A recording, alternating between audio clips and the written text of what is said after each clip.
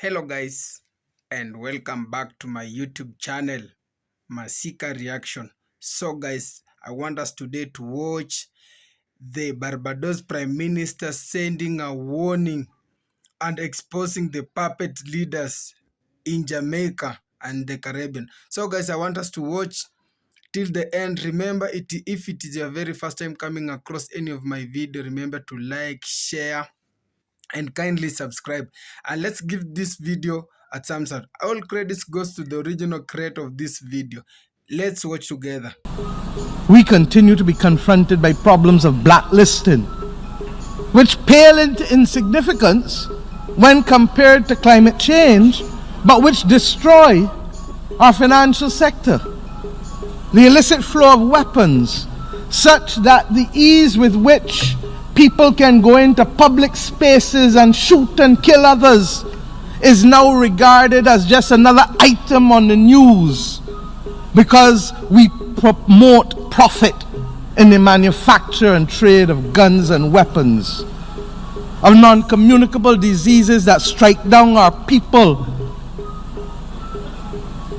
in the most insidious of ways because we allow diets that promote the prosperity of a few multinational corporations to become the norm of the day with the food that we eat and the lives that we live.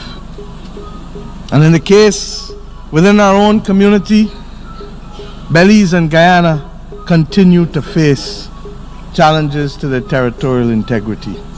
I suppose people feel that because we have talked so long about Belize and Guyana and Cuba, that we can continue to talk about climate change and these other things, and that it is okay for it to be another tick on a UN General Assembly speech. These are all threats to our stability, to the people's stability in our lands.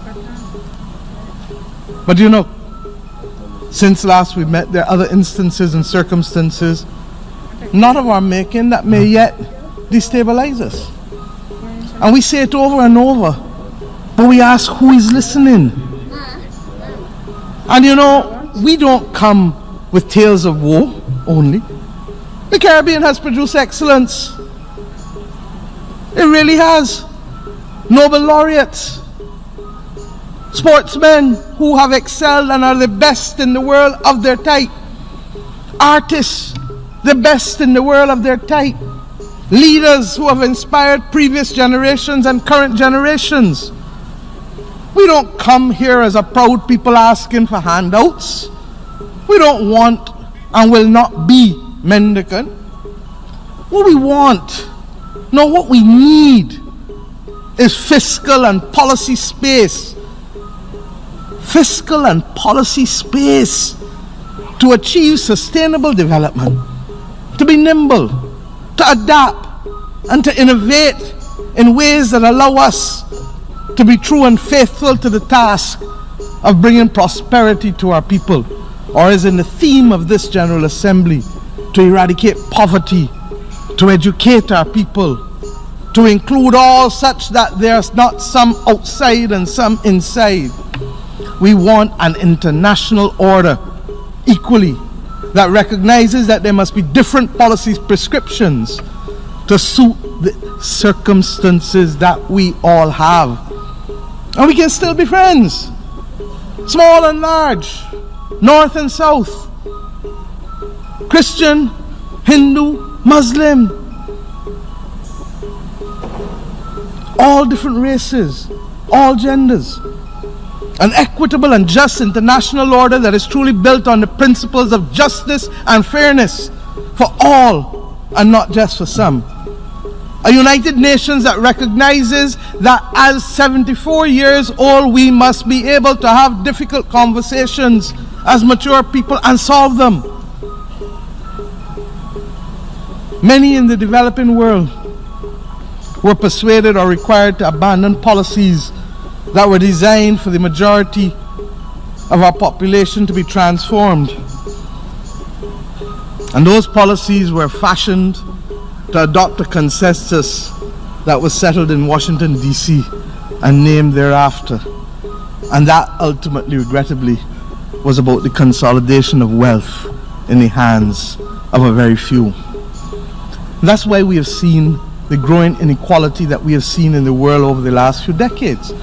That is why too many people over the world have become cynical about governments and about the benefits that they can bring to them. The fueling of the greed of a few threatens to undermine what little gains we have made since independence.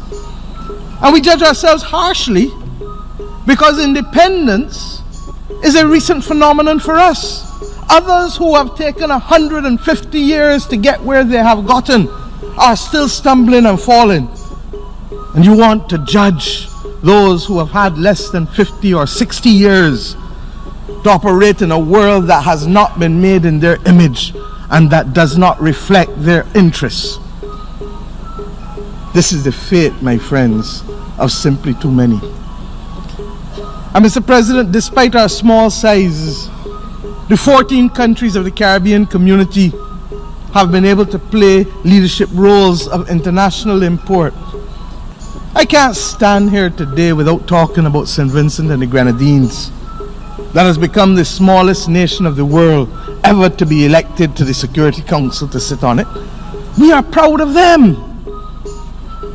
In addition, and I want to speak to this, because when CARICOM was confronted with the unfolding situation in Venezuela, I accompanied the then chairman of CARICOM, the Prime Minister of St. Kitts and Nevis, as well as the Prime Minister of Trinidad and Tobago, to meet in this building with the UN Secretary General in January of this year.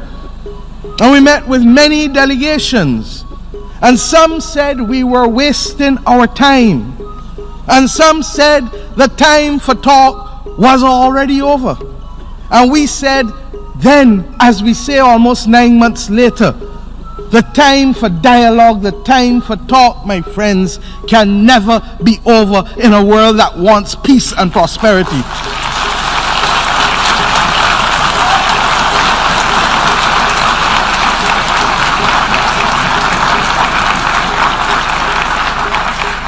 We don't take sides, but what we know is that you cannot propel war over dialogue. The people of Venezuela must be allowed to decide their own future in accordance with the principles of the United Nations Charter. Principles of non-intervention, non-interference, prohibition of the threat or use of force, respect for the rule of law, human rights, and democracy. It is regrettable that other multilateral organizations have not followed their own charters. And that is what makes the actions of our Secretary General of the UN more laudable, for refusing to breach his own charter and take actions even though member states have hurled into the recognition of those unelected. Our Caribbean Sea must remain a zone of peace, and for that we shall fight. Mr. President, I speak plainly and without fear, because from independence, Barbados' foreign policy has been premised on the simple principle of friends of all, satellites of none. Barbados, therefore, has always remained and will remain proud to have Cuba as a treasured friend. Don't think you're gonna come and sell our resources again for cheap, for us to sit down and welcome you the next 4 years. It's not gonna happen. The people are awake. A huge change is about to come, people. So, politicians, if you think you have power, I am telling you, if 10 million people come together, it's over for you, okay? We are going to get in contact with the military, and we are going to beg the military to stand behind us because we need them. The militaries also need a change. They need to protect a government that is for the people, not a government that is against the people. African people, we do not want to be divided again. We believe in brotherhood and sisterhood, and we will stand for what is right. We do not care about money anymore. We will not accept any bribe from anyone to honor life our people, to sabotage our people. We will not do that because we have realized that money is not everything. We have realized that you people are taking advantage of us. You do not care about us. You take your girlfriends to Dubai, to all these amazing places. You enjoy yourself. You see your people struggling on the street, sleeping on the street, cleaning the street, working 7/24, working 24/7. And you know that they are suffering, but you don't even help them. Are you not ashamed, African leaders? Where is your heart? Where is the heart that God gave you? Do you have one, African leaders? The corruption is too much, please. Stop selling our resources so cheap. God gave us those resources for a reason. Africa is not a poor continent. The people are poor. The people are poor because of you, African leaders. Because you think about your pocket. And African people, please listen to me. I hope this message gets to you. Please do not vote for any presidential candidate who come and talk rubbish and tell you that he's going to build road. I'm sorry, building road is a normal thing to do as a leader. We need a government that stands with the people, a government that cares for the country, a government that wants to see its people do well. We need a government that has the same common interest as us.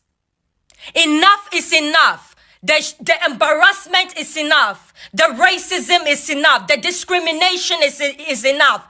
The tribalism is enough. We, the people, have decided to put our interests on the side.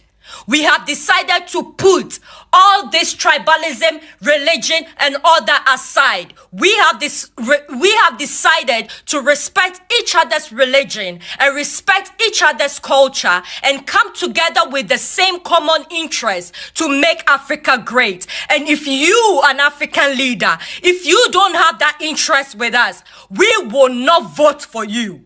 So don't you think in your skull that you're gonna come and tell us you're gonna build water, electricity, and all those nonsense for us to cast our vote for you. That is not gonna happen.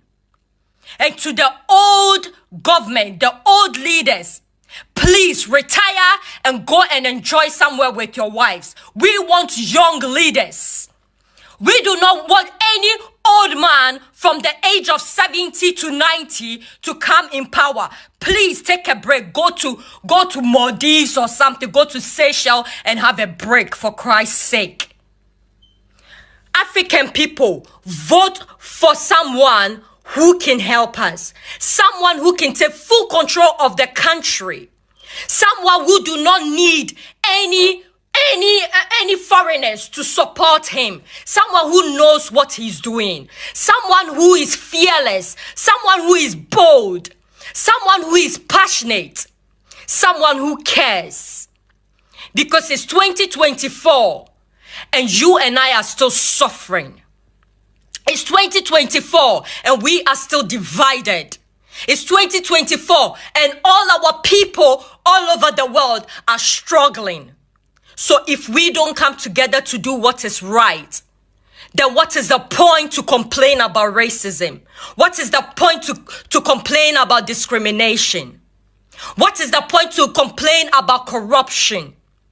It is not the government to do anything for us. It's us, the people, that need to stand up against these corrupt leaders and march on the street for them to know that, hey, we are united and you cannot break us. Guys, if you take a stick and you can easily break it, but if you put 20, 30 sticks together, you can never break it. It will be difficult. This is the thing I'm saying about unity. This is my point, people.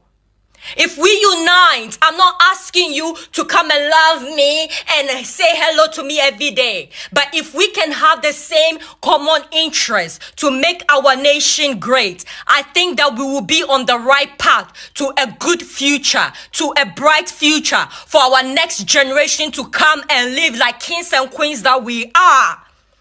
and not to suffer like slaves, because that's what we still are. I'm sorry, but if you have gold and diamond on your land and you need somebody to come and take your gold and diamond and give you the owner 10% and they take 90%, are you still not a slave? You are, because you do not know the value of your resources. You do not know. African leaders, enough is enough. Congo, we are coming for you, Congo. Hold on tight. The people are going to march for you. The people are going to scream for you. The people are going to fight for you. And whichever country you are that is struggling, we are coming to be behind you, my sisters and brothers. That is how it should be. And if you are against this message, it means that you are not for unity and we don't need you around. If you think that you know that you are African, but you say you are not African, we don't need you around, sis. We're not gonna force anybody to be with us. We're gonna call the people that has same common interests as us. You understand? That is what is gonna happen now. So Congo, hold on tight. We're not gonna sit down for our people to go down. That is impossible.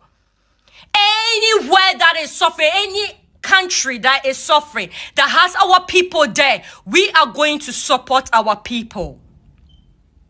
And if you love the message that I'm putting out, please use your platform to continue that same message so that it can reach many people. Stop complaining, African people. Stop pointing fingers at the white man. The white man also wants profit. He's not gonna come and take your oil and your gold out of the ground for free. They also need their money. So if you want to make money, you need to build your own refineries. You need to build your own infrastructures. Okay? Thank you. It is time, people. Some of us are frustrated and we are tired. Enough is enough. And anybody who has something to say against what I'm saying. So guys, hope we've watched that full video, the first video and the second video. It is so sad that the government you voted for and the government you wanted, it has become the vice versa. The puppets have become the major problem to the people because the nation is falling down. The people have taken the needs of the citizen. They are no longer caring about the needs of the citizen. So the citizens are the one suffering because the government officials have become more puppets. So remember in Jamaica, Mr. Holiness, the Prime Minister, we all know the Jamaican Prime Minister, decided that he selected his very own wife to be the Speaker of the National Assembly. So, you see, when it comes to the debate, you are given minimum time to speak. You can't just speak anything against the Prime Minister. When it comes to development, you can't complain about the development because the one who is presiding the motion in the Speaker House, she is the Prime Minister's wife. So it has just it heated Mottley and some other Nigerian citizens that they are not being governed, they are being ruled because it is for the personal benefit. It has become like a kingdom. You know, the kingdom back in the days when we have the King Muswati, this thing was just for succession. It was used for father, son, that one. It goes by that step. So this time around, the Jamaican people are really going through a lot because the puppeteers have just taken over. They ain't seeing any development anymore because people have just taken for their very own personal. personality. You find someone elected, he took his wife, his children, his brothers and sister, and gives him work. Leave alone that. The Jamaican people are just complaining about the tenders. Remember, Jamaica is largely occupied by the Chinese. The Chinese have been given authority and have been given that permit to do business, to conduct business in Jamaica, while they are not involving the Jamaican people. So this thing hit Mottley so bad, and she decided that she will expose those corrupt leaders and those puppets. So remember, when the government fails to deliver to the citizen, the whole nation is failing, because they are the people who voted for it, because they are the one people. Citizens are looking for the government to give them better education, better health care, and better security.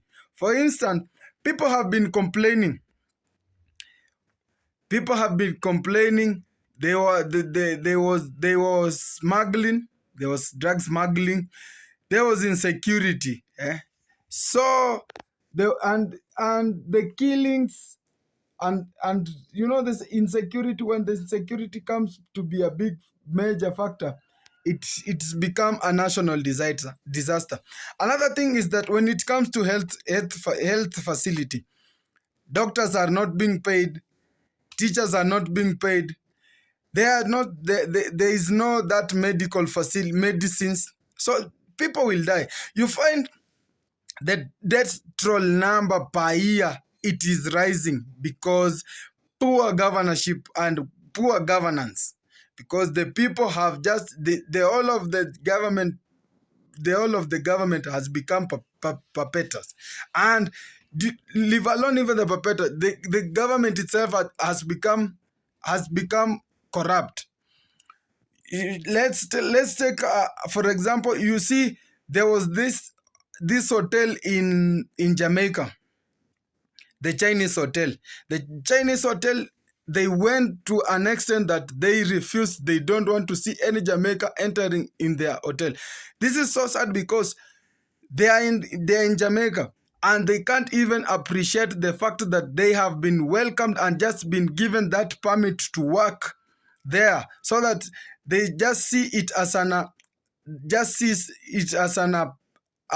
something that is just been given out, so that they can help themselves. But they went to an extent that they don't want even the Jamaicans to visit that place. You can see even the public beach.